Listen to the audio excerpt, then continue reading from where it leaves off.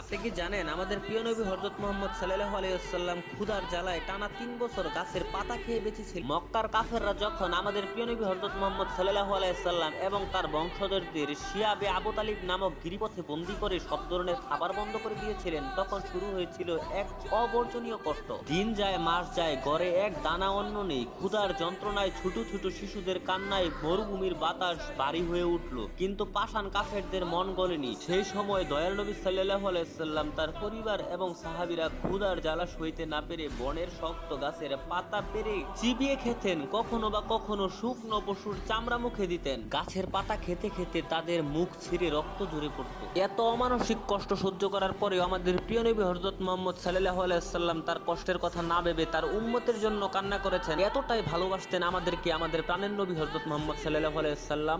আপনারাও যদি আমাদের প্রাণের নবী হযরত মুহাম্মদ সাল্লাল্লাহু আলাইহি ওয়াসাল্লামকে ভালোবেসে থাকেন, তাহলে এই ভিডিওতে লেখা